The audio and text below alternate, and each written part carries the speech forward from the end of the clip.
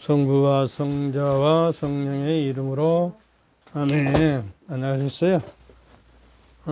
이제 계절이 바뀌어지고 내일이 상강이라고. 상강은 서리상자, 서리가 내린다는 내릴 강자.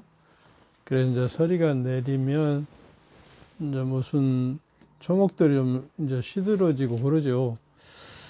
그래서 몸을, 특별히 노인네들은 몸을 좀 조심해. 이럴 때 면역력이 떨어져 가지고 감기 오고 뭐 여러 가지 질병이 생기니까요. 오늘은 시편을 좀 읽어야 하겠어요. 기도 대신 우리 대축일 미사에, 대축일 아침 기도에 사제들이 제일 많이 바치는 이게 시편이 63장이에요. 성부일도에 나오는. 그래서 이제 이를 기도, 오늘은 주님을 목말라 하는 영혼은 어떤 영혼인가 하는 것에 대해서 이야기를 하기 위해서 이 시편을 골랐습니다. 하느님, 내 하느님, 당신을 애뜻이 찾나이다. 내 영혼이 당신을 목말라 하나이다. 물기 없이 마르고 메마른 땅, 이 몸은 당신이 그립나이다. 당신의 힘 영광을 우러러 보고자 이렇듯 성소에서 당신을 그리나이다. 당신의 은총이 생명보다 낫기에 내 입술이 당신을 찬양하나이다. 이 목숨 다하도록 당신을 찬양하며 당신 이름 부르며 두 손 치올리리다. 비게인드 기름드 내 영혼 흐뭇하고 내 입술 흥겨웁게 당신을 노래하리다. 잠자리에 들었어도 당신은 생각, 밤샘을 할 때도 당신은 생각. 내 구원은 바로 당신이시니 당신 날개 그날 아래 나는 마냥 좋으니다. 내 영혼이 당신께 의지할 때 이 몸을 바른 손으로 붙들어 주시나이다 하는 이야기예요. 하늘의 권능과 영광을 찬미하고 당신의 은총이 생명보다 나았기에 네 목숨 다하도록 당신을 찬양하리다. 이게 내 구원은 바로 당신이다는 거예요. 당신 없이는. 내 영혼은 당신께 의지할 때 이 몸을 바른 손으로 붙들어 주시나이다 하는 이야기를 하고자 합니다. 그리고 강의에 들어가기 위해서 서론으로 암사슴이 시냇물을 그리워하듯 찾듯이 하느님 이 몸 애타게 당신을 찾습니다. 하느님 생명을 주시는 나의 하느님 당신이 그리워 목이 탑니다. 언제나 임 계신데 이르러 당신을 얼굴을 배우리까. 42장 시편입니다. 여러분 태양이 해바라기가 태양을 향해서 뻗어가려고 그러죠. 태양빛을 안 받으면 해바라기가 아니에요. 해를 바라는 거예요. 그리고 해 그 열정에 빛을 뜨겁게 가슴에 안을 때 해바라기는 이제 가슴이 검게 타서 얼마나 그리워서 검게 타가지고 새까만 시달이 알알이 박히거든요. 그러니까 이거를 이제 향일성이라고 그래. 향일성. 해굽성이라고 우리 국민학교 때는 배운데 향일성. 해를 향하는 성격, 본성 뭐 이런 거. 근데 태양이 그렇게 요사이는 해바라기가 태양이 이제 공기가 탁해가지고 해가 잘 안 보이니까 해바라기 꽃이 아침에는 동쪽으로 있다가 이거 점점 남쪽 서쪽으로 이렇게 따라가거든요. 그래서 이제 우리가 어려서 초등학교 때 학교 갈 때 보면 해바라기가 그 동쪽에 있다가 학교 파가 오면 거의 서쪽으로 지금 기울어 가고 있어요. 근데 담 너머에서 해바라기가 크니까 이렇게 우리를 보고 미소 짓는 그런 기분을 느끼면서 학교에 갔거든요. 근데 요 사이는 공기가 탁해져 가지고 해바라기가 잘 안 보이니까 헤매이다가 실성해 버렸어요. 그래가지고 잘 못 따라가요. 이게 공기가 탁하고 안 좋은 나라에서는 해바라기가 안 된 것이 햇빛이 적고. 근데 우리 신앙에도 어떤 것이냐 그러면 주바라기가 그래요. 주바라기. 주님을 바라는, 이건 뭐라 하죠? 향주덕이라고 그러죠. 향주덕이 뭐죠? 신앙, 신덕, 망덕, 애덕, 믿음, 소망, 사랑이거든요.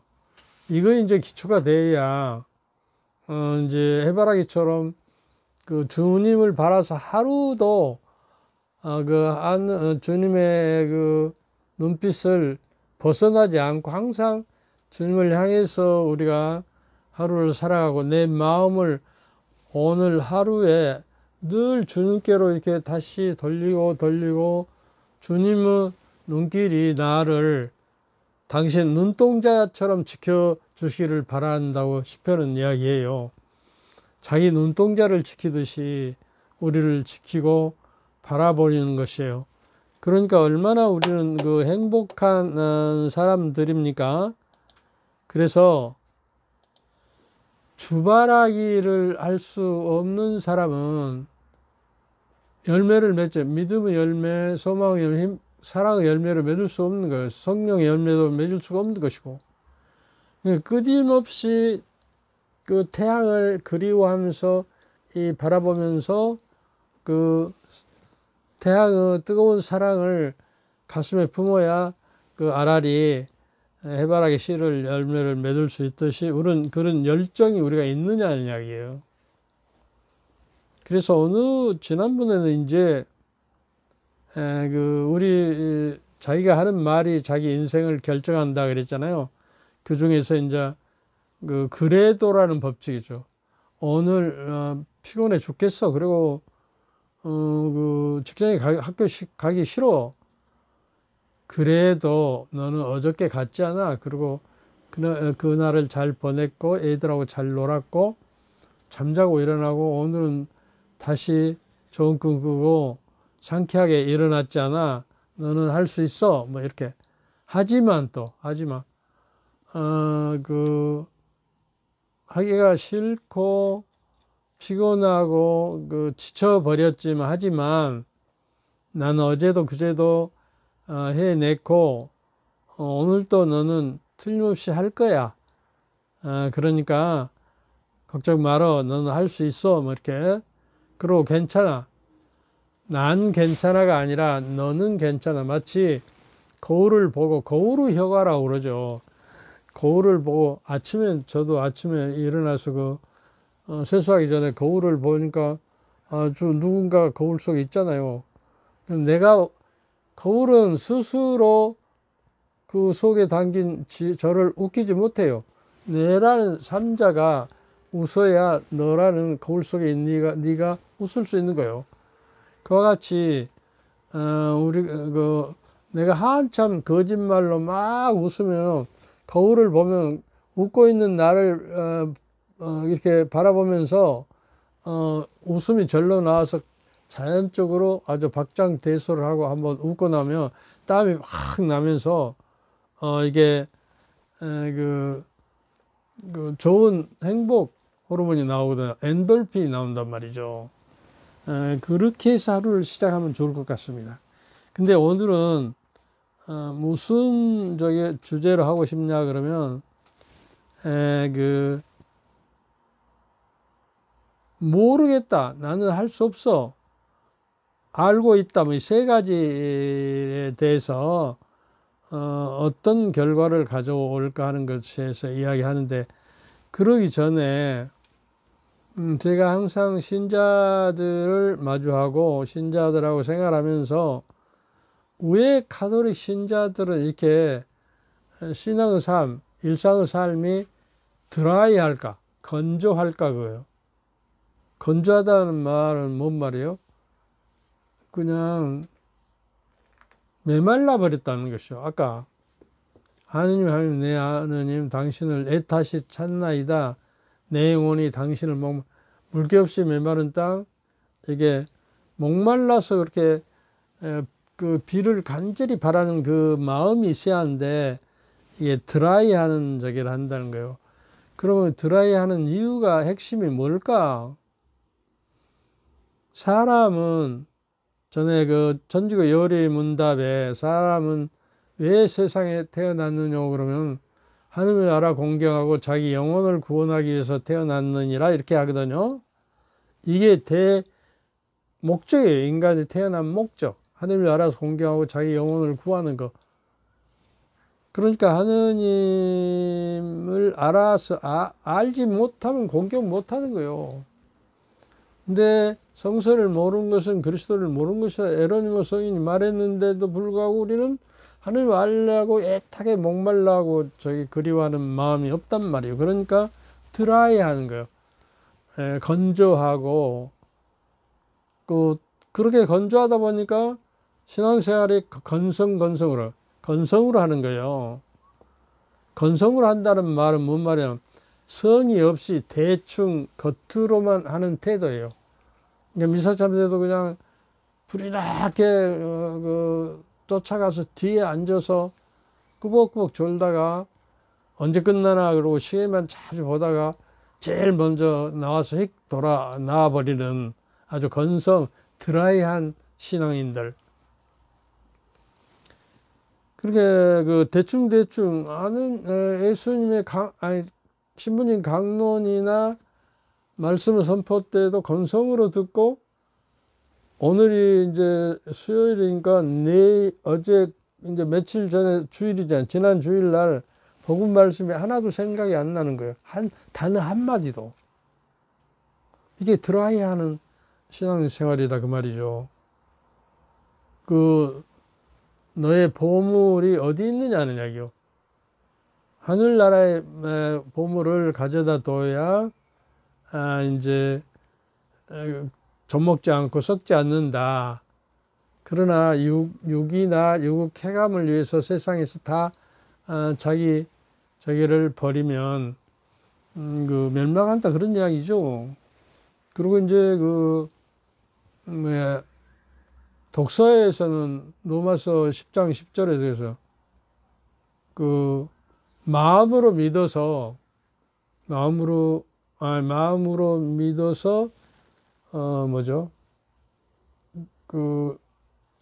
믿음이 생기고 또 입으로 고백해서 구원이 온다고 그러잖아요. 입으로 고백했다는 건 뭐예요? 우리가 마치 선서할 때 입으로 고백해서 자기를 증거하듯이, 크리스찬을 증거하듯이 내 신앙을 떳떳하게 내 삶으로 이루어내고 그걸 세상에서 드러나게 증거하는 삶을 입으로 고백한다라고 볼 수가 있는 것이다 하는 이야기죠. 그래서 우리가 이 세상에서 하나님께 끊임없이 기도하고 언제나 감사하며 모든 일에 감사하시오. 그리고 끊임없이 기도하시오. 이런 이야기는 기쁨과 기도 생활과 감사가 없으면 우리 신앙생활이 드라이하게 된단 말이죠. 데살로니가전서 5장 16절, 17절, 18절에 언제나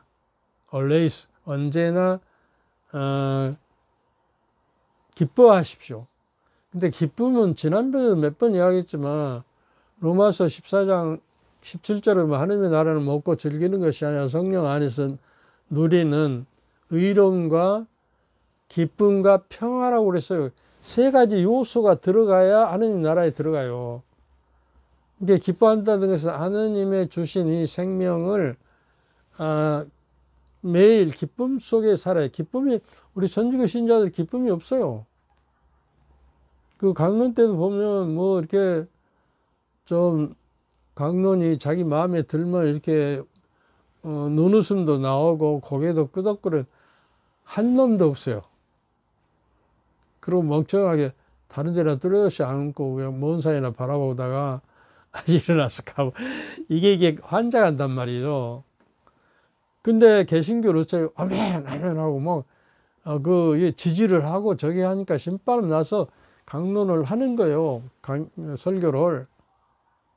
그런데다가 막 이제 찬송가로 그냥 어디서 공연을 하듯이 막 들어대면 그 기분이 막 정서가 업돼 가지고 환상과 착각까지 막 이렇게 만들어서 은혜 받았다고 공상하면서 돌아가는 거예요. 그러나 그러한 건 금방 식어버려. 도파민이 나와서 그러니까 식어버리는 것이죠. 그러니까 우리가 하느님을 찬미하고 영광되기 위해서 만들어진 존재예요.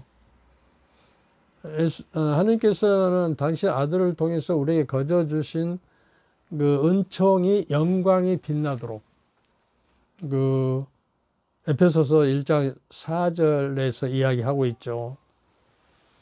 근데 미사 통상문에 보면 공통미사 4번에 아버지께서는 저희 그 찬미가 필요하지 않으나, 찬미가 필요하지 않다는 거예요. 당신은 완전한 분이기 때문에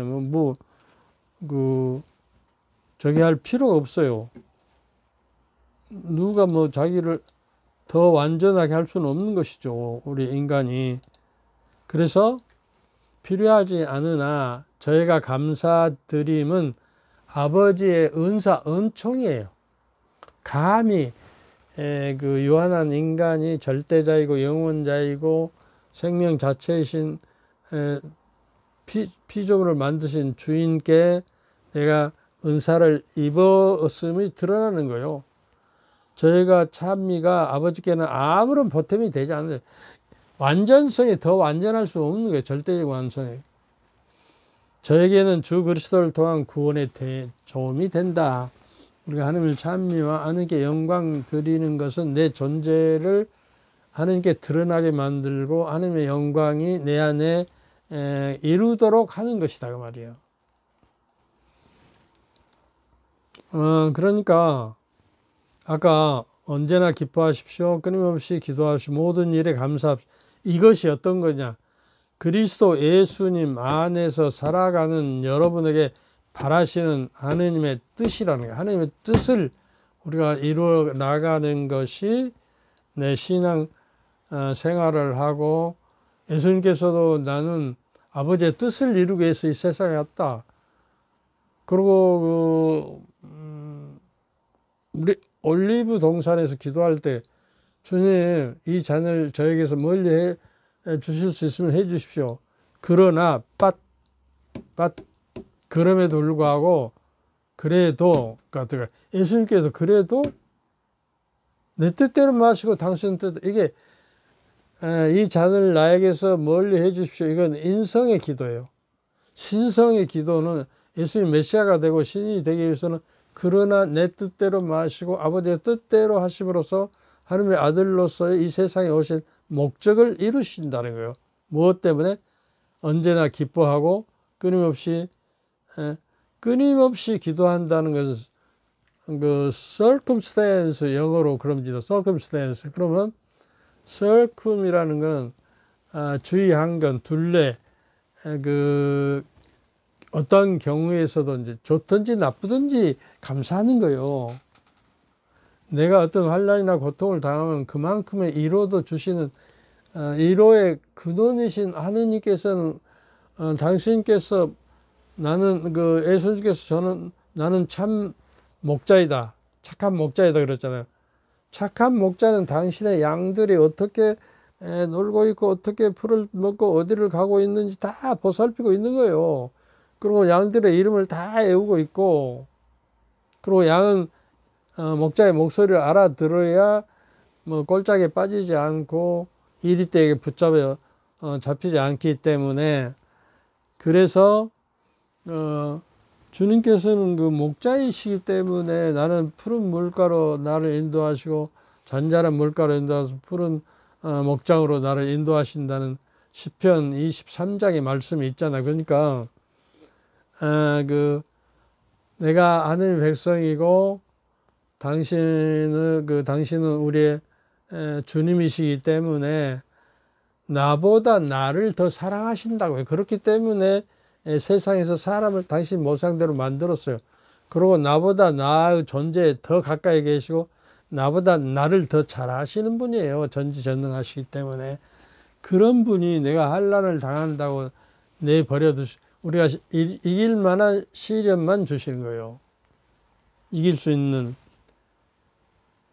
그래서 요한복음 6장 55절 56절에 보면 내 살은 참된 양식이고 내 피는 참된 음료다. 내 살을 먹고 내 피를 마시는 사람은 내 안에 머무르고 나도 그 사람에 머무른다. 그러니까 우리가 성체를 영하는 것은 그러면 영하면 그 사람 안에 예수님께서 와서 머무르신다는 거예요. 산다는 거예요. 예수님이 내 안에 항상 머물러 살지 않으면 크리스찬이 아닌 거예요. 그냥 크리스찬은 뭐냐 그러면 안티오키아서 그리스도인이라고 하는 크리스찬이라는 이름이 생기는 것은 그리스도의 이름을 받들어 섬기는 사람을 소위 말해서 그리스도인이라고 불렀다. 크리스찬이라고. 그러니까 그리스도 이름을 받들어 부른다는 것은 내가 존경과 공경심과 경외심을 가지고 날마다 그분을 받들어서 최고의 가치로 모신다는 거예요. 내 생명의 주인이시고 나를 죽이기도 하고 살리기도 하는 그 지엄한 분을 지혜의 근원은 뭐냐? 하나님을 경외할 줄 알아야 된다. 공경하고 두려워할 줄 알아요. 근데 우리 그 드라이한 건조한 신앙생활은 자기 남편을 두려워하고 요새는 이제 남편이 아내를 두려워하는데 또 자식들 걱정, 자식들이 잘못될까 두려움이 첫째가 되어버려요. 하나님을 경외하고 두려워하는 것이 없어.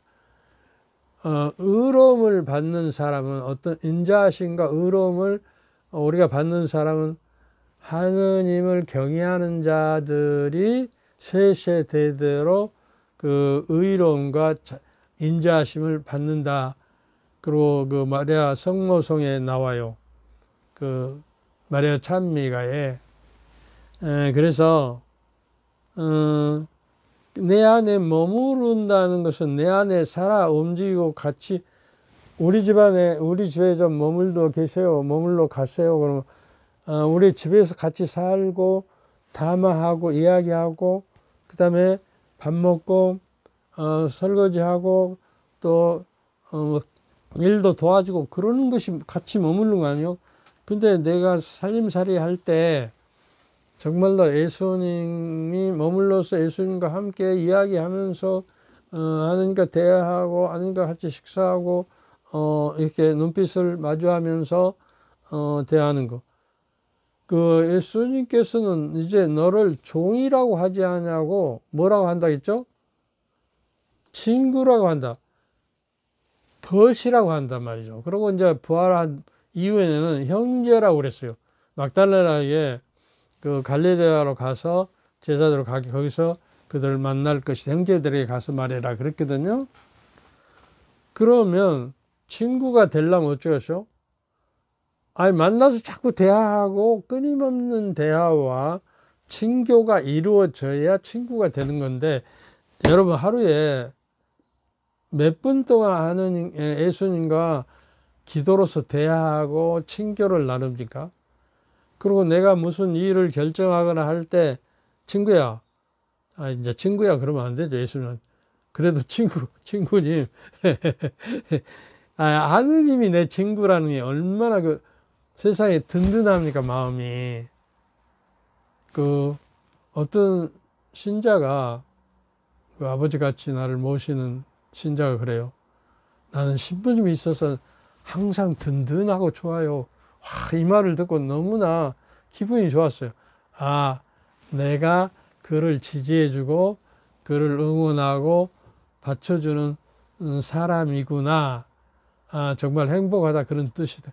우리는 하느님이 있어서, 주님이 있어서 든든한 마음으로 하느님이 내 편인데 감히 누가 나를 해코지하고 누구를 두려워하겠습니까 하는 마음을 가지고 살아가야 하겠다 하는 이야기예요. 그리고 이제 그 하느님의 말씀이 우리 안에 머물기 위해서는 그 요한복음 14장 23절에 이야기하죠.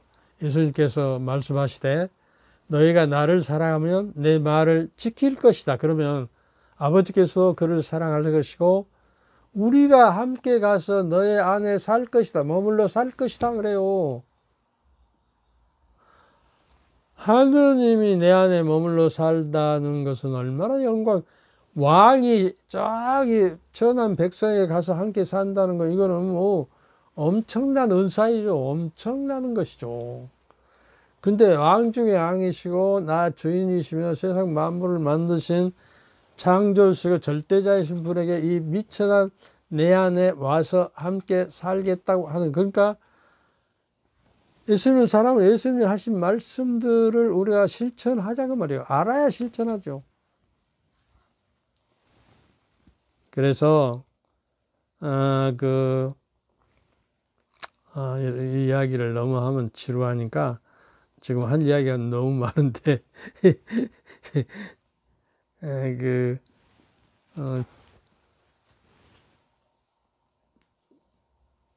요한복음 3장 23절에 보면 그분의 계명은 이렇습니다. 그분께서 우리에게 명령하신 그분의 아드님이신 그리스도의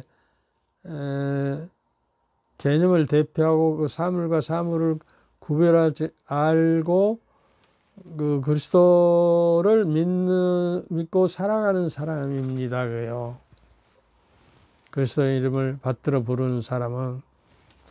지난 주일날 갑자기 제가 시가 하나 떠올라서 적었는데, 주님의 깃발 해가지고 주님의 이름의 깃발 드높이 나부끼며 물 건너 산 건너 바다 끝까지 내 달리는 사슴처럼 달려가리다. 세상 끝날까지 언제나 너희와 함께 있겠다는 주님의 명령 따라 기쁜 소식 가르쳐 지키게 하리라. 선교 사명의 파견되고자 하옵니다. 주님 이름 높이 받들어 부르다 쓰러질 죽을 그 이름이여. 뭐 이렇게 적어봤는데요. 오늘은 말하면 안 되는 안 좋은 이거 안 눌러놨어. 아이고 이게 다음에는 저희가 좀 눌러야겠어. 안 눌러버렸어. 몇 번이 된지 또 모르겠어. 28분.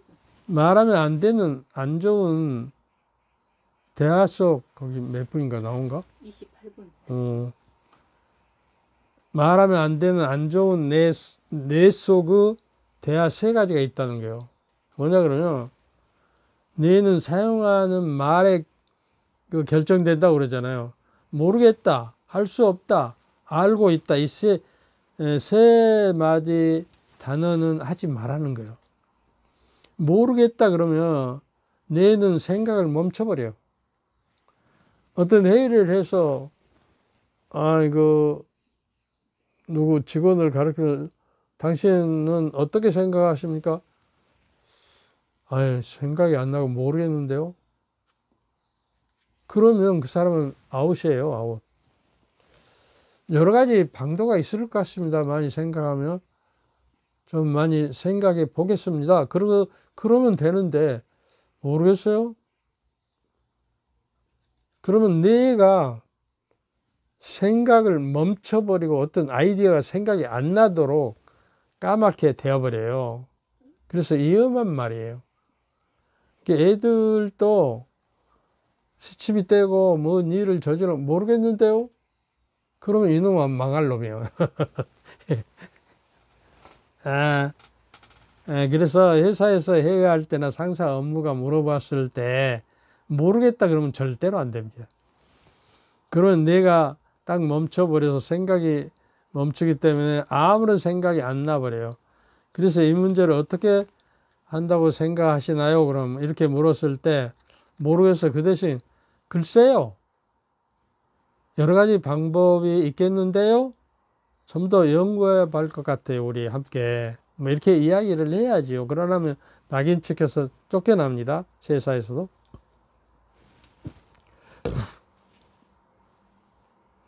그래서 모르겠다고 하지 절대 말하라 그 말이에요. 안 돼, 모르겠어, 싫어, 뭐 이런 것들. 어려서부터 이런 버릇을 두면 그 말대로 인생이 되어버리니까 인생이 망하게 된단 말이에요. 어려서부터 말씨 그 말의 그 결을 바꿔줘. 말의 색깔들을. 그러니까 어떤 누가 장사하는 사람이 어떤 신규 고객을 찾아가야 할지 모를 때 모르겠어요. 그러면 안 되죠. 어쩌면 좋을까? 글쎄, 사소한 것이라도 좋으니 어떤 방법이 있는지 생각해 보고 말해 보시오. 이렇게 할 수 있죠. 그래서 이제 한 가지 거기에 그 제안을 했어요. 내가 명함을 받은 것이 있고 내 그 주소록을 보면 한 1000명이 사람이 나오는데 그걸 그렇게 많은 사람이 서로 친교를 맺고 있다는 것을 모르는데 써보니까 한 1000명이 되더라고 말이에요. 그걸 무려 1000명이 넘더라는 거예요. 그리고 그 각 고객의 효과적인 방법을 생각해서 접근했더니 그 결과로 그날 매출이 무려 55%가 증가하고 성공했다. 이게 아이디어를 짜냈고 저기 하면 그 어려운 것을 극복하고 그 매출을 올릴 수 있다는 이야기예요. 그런데 두 번째는 뭐였죠? 몰라요가 아니라 두 번째는 할 수 없다 그러면 안 돼요. 엄마 나는 그런 거 못해. 할 수 없어. 이것도 모르다와 같은 말을 꺼내는 순간 뇌는 생각을 멈춰버리고 굳어져 버려요. 그러니까 할 수 없다, 못한다고 말을 자주 하는 경향이 있으면 이 사람은 회의실에서 쫓겨날 수밖에 없는 사람이에요. 그러니까 할 수 없다라는 말하는 순간 뇌는 그 상태를 멈춰버리고 굳어져 버려서 하기 때문에 이미지화를 하지 못해요. 어떤 것을. 그러니까 반면 성공한 사람은 할 수 없다는 말을 거의 사용하지 않습니다.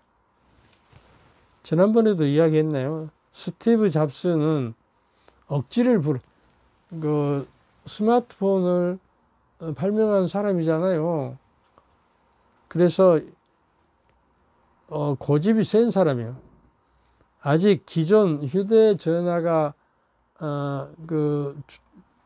나오지 않을 때 이 사람이 뭐라고 했냐 그러면 그 투자할 사람들 모아놓고 버튼 하나로 조작할 수 있는 전화를 발명하고자 개발자를 모아서 이제 선전을 하는데 모든 사람이 그런 일이 가능할 수 없다고 생각해 버렸어요. 그리고 다 끝나가 버렸어요. 이런 할 수 없어. 어떻게 버튼 하면 이렇게 스마트폰이 돼서 이렇게 무선으로 제어할 수가 있는 거야. 그러고 도저히 생각이 할 수가 없는 거예요. 그러나 스티브 잡스는 전혀 들으려고 하지 않았습니다.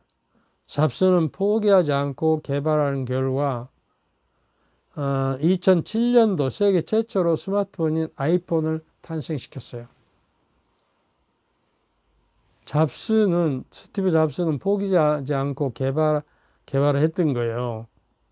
그러니까 그는 할 수 없다라는 말을 갖고 있지 않았어요. 나폴레옹은 여러분도 너무 잘 알죠. 내 사전에는 불가능이 없다라는 말은 아주 세계적으로 유명한 말고 여러분도 다 아시고 있죠. 자꾸 부정적으로 생각하면 사람이 부정적으로 만들고 생산적인 사람이 되지 않고 성공할 수가 없다는 이야기예요. 또 한 가지 재미있는 거는 돌아가신 현대건설 정주영 회장과 삼성 누구죠? 이병철 회장은 우리나라에 정말 기적을 일으킨 거장들이죠. 현대건설 정주영 회장이요, 그 새만금 그 물막이를 할 때 그 바다와 저기를 강을 막을 때 이제 양쪽에서 이제 이렇게 막아오잖아요. 그러다 마지막에 조그맣 이제 생기가요. 그러니까 물이 조그만 데로 흘러가니까 몇 배로 더 세게 흘러가죠. 막을 수가 없었어요. 그래갖고 우리나라의 모든 전문 건설업자들에게 물어봐도 몰라요. 그렇게 생긴 걸 막을 수 없다. 그러니까 정 회장이 뭐라 이제 왜 해보지도 않고 너희도 모르겠다고 그러냐. 해봤냐 언제. 그러면서 당신이 그래요. 그 컨테이선 그 큰 배를 하나, 그 이제 폐선 직전에 있는 배를 하나 사러 와라. 그래갖고 어쩐지 알아요? 그 배에다 돌을 몽땅 싣고 그 배를 이제 저기에다 딱 가로막아 놓고 어째요? 구멍을 뚫어서 밑바닥을 구멍을 뚫어 가지고 그러니까 어째 물이 들어오잖아요. 그러니까 점점 가라앉아 가지고 그 센 물결을 딱 가라앉혀 버렸어요. 그 세계가 놀려버렸죠. 현대 공법으로 세계적으로 안 된다고 생각했어요. 그런 센 물결을. 그래가지고 성공한 게 새만금 거기 넓은 땅이에요. 근데 왜 그러면 정주영 회장이 이러한 아이디어까지 발명할 수 있었냐? 젊어서 그 양반이 이제 어디요? 그 회사에 다닐 때, 건설회사에 다닌 거 하여튼 그 이제 젊어서 집도 절도 잘 없고 가난해가지고 이북에서 내렸잖아요. 그래가지고 쌀 가게에서 쌀을 가정으로 날리고 막 그렇게 고생했죠. 그래서 어느 날 그 강당 같은 데서 그 책상을 놔두고 책상 위에 올라가서 자고 그랬어요. 근데 어떻게 귀신같이 빈대란 놈들이 책상 다리를 타고 올라와서 자기를 물어뜯고 그래서 저녁 내 잠을 설쳐버려요. 그래서 정주영 회장이 이제 아이디어를 내가지고 책상 다리 4개에다가 바켓에다 물을 받아서 책상 다리를 그 물에다 담가 놓고 다라이나 하여튼 이렇게 담가 놓고 자면 물을 건너서 빈대가 다리를 타고 책상 위에 못 올라올 것이다 그랬어요. 아니 그래 놓고 이제 편안한 마음으로 기쁘게 자고 있는데 도중에 빈대가 물어요. 참 환장할 일이죠. 그래서 불을 켜고 자세히 보니까 이 빈대란 놈이 천장으로 올라가서요. 딱 정주영 회장 저기 포인트를 맞춰가 툭툭 떨어진 거예요. 그래갖고 물었다는 거예요. 와, 이러한 그 조그만 생물이 그런 것을 본능적으로 갖고 있다면 인간도 무한정한 가능성을 가지고 있다는 거예요. 그러니까 나는 할 수 있다라는 것이 저게 되었고 거기서부터 자기가 큰 대기업을 이렇게 되었던 거예요. 얼마나 훌륭합니까? 그래서 우리는 이것들을 바라보면서 그다음에 이제 그 세 번째로 알고 있다라는 말을 하지 말라는 거예요. 왜 알고 있다고 말은 좋을 것인데 왜 그래요? 그렇게 반문할 수 있잖아요. 말도 성공하지 못하는 사람이 사용하는 안 좋은 뇌 대화 속이라는 거예요. 왜냐하면 그건 이미 알고 있어. 그러면 또 생각을 멈춰버리고 더 이상 학습하지 않겠다는 것으로 뇌가 작동을 해버려요. 멈춰버려요 또. 그러니까 알고 있다고 생각하니까 마이너스가 되는 거예요. 의식적으로든 무의식적으로든 알고 있기 때문에 이제 알고 있기 때문에 더 알려고 그 이야기를 끝까지 듣는 자세가 없어져 버리는 것이죠. 그렇지 않겠어요? 그래서 영광 결과 위대한 발견은 의외로 당연하다고 생각하는 것에서 발견된다. 할 수 있다고. 일찍이 경영의 신으로 불렸던 마쓰시다 고노스케라고 일본 파나소닉이라고 있잖아. 지금 이제 망해버렸지만 지금도 있나 없는가요? 그 전국 지점장들이 모이는 회의 때에도 당연히 알고 있는 이야기도 처음 듣는 것처럼 경청을 해줬어요.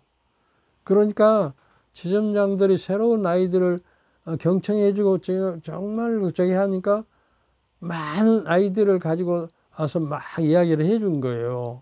왜냐 그러면 알고 있다고 치더라도 지나칠 수가 있거든요. 이게 다시 리마인드 해상시켜주는 것이죠.